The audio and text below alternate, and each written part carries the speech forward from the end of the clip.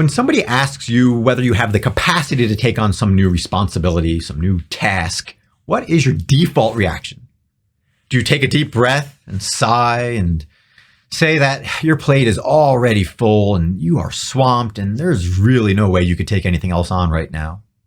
Or do you have the opposite reaction where you enthusiastically jump up and down and say, I am ready. What do you got for me? I absolutely can take something else on. Or is it a third in-between response, if you will, where you say, look, I am busy and I can move some things around if needed. So, what do you got? What trade-offs are we willing to make so that I can take on this additional project?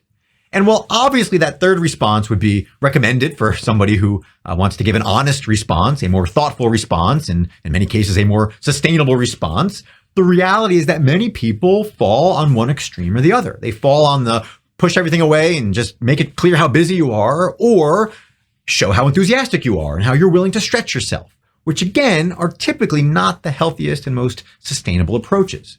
And so on today's episode of the Energy Detox, we want to make sure that you answer questions like that more thoughtfully, or more importantly, you carry with you this idea that your capacity at any given time doesn't necessarily reflect the production and the output that you can have, particularly when you enter the quality of that production into the equation.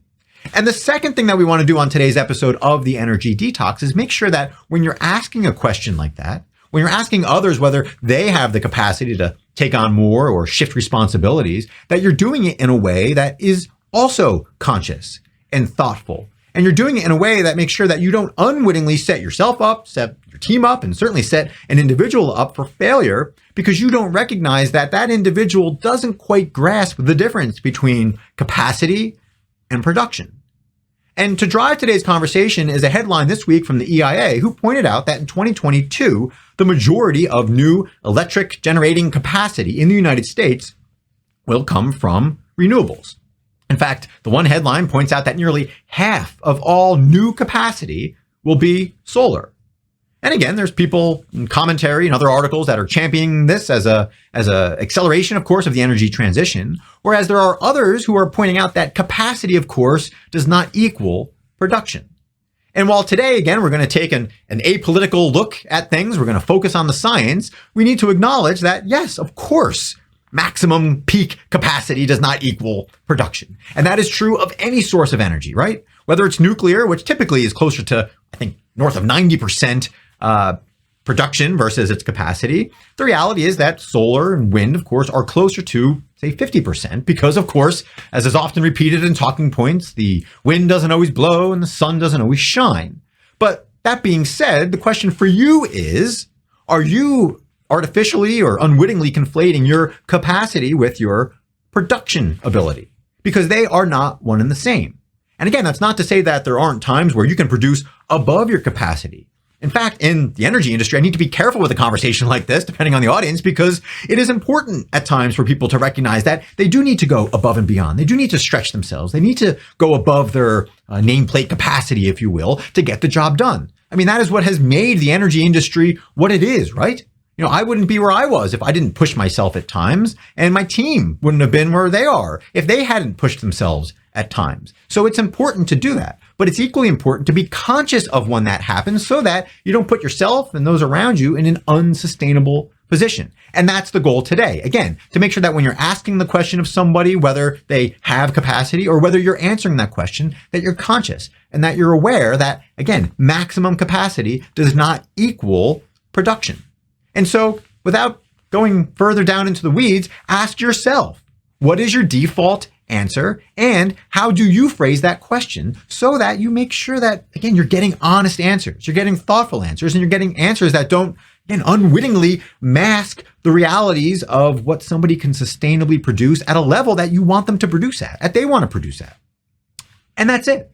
That's the point. That's the goal today. So that, again, you don't have naysayers out there who are, one, saying that, well, you're not producing up to your potential, when in reality, you are producing, again, a quality product consistently in a manner that is consistent with your ultimate goals. And conversely, you don't want people that see you as always trying to do more, when in reality, you shouldn't be. You should be, doing more with less, if you will, and producing a better outcome, a more, quality outcome than what you're used to because you're too used to taking on things that you shouldn't be.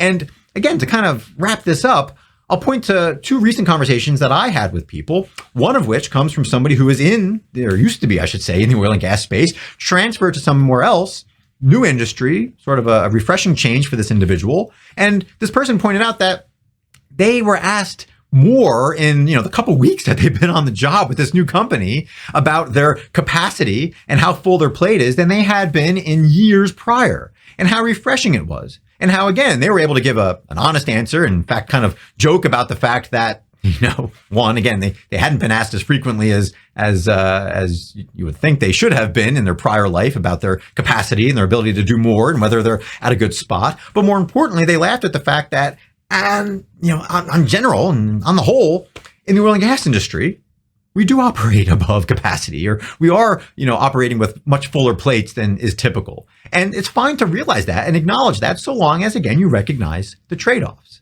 And then turning to somebody else who has only known the renewable industry, a conversation I had about somebody who is overwhelmed and who, quite frankly, is him and the rest of his teammates are above and beyond capacity. Well, again, this individual shared that he sees problems. He sees ways for things to improve and for them to be more efficient and for them to reprioritize. But again, people aren't listening. They're not, they're not responding from a leadership standpoint. And, he's growing frustrated. So obviously we talked about ways to address that and tackle that and to maybe avoid frustration for himself personally. But more importantly, the takeaway that I got, at least, was that, it all comes down to what your perspective is, right? He recognized that what he was doing was unsustainable. Whereas people in the oil and gas industry who have only known this industry might not be able to see that, right? They might not be on guard. And again, you can jump in as a naysayer and point to the fact that, the oil and gas industry is made up of very special people who are hard workers and all of those things. And as true as that might be, the reality is it is important, whether you are an individual contributor or whether you're the head of a company, to ask yourself whether or not the relationship between the production that you're expecting out of your people and their maximum capacity is perhaps a little closer than it should be, is perhaps driving you towards an unsustainable approach to your business. Ask that question of yourself, be on guard against that, and have that in mind the next time you ask somebody or a team or a department whether they have the capacity to do X, Y, or Z. Because if they're not answering in a way that reflects that third response that we talked about at the beginning, that thoughtful response, that middle of the road response that starts off with the recognition that there are always going to be trade-offs when we're talking about how much output you can have relative to your capacity, then you're setting yourself up for trouble. And so with that, as always, I appreciate the time and energy that you've put into listening to and communicating with the Energy Detox and offering your feedback on these things. I certainly wish you a productive end of the week. But I encourage you, as you take on more tasks, as you head into the weekend, that you're mindful of the trade-offs that you're making that you might not realize at the time, but are there. And again, as you ask others to take on more tasks and more responsibilities and push them and wish them well and encourage them to have a great weekend and perhaps a productive weekend, that you too are watching the words you're using to make sure that people don't artificially conflate capacity with the sustainable production that is far more important for you and for your organization. So with that, thank you again and have a great rest of the day.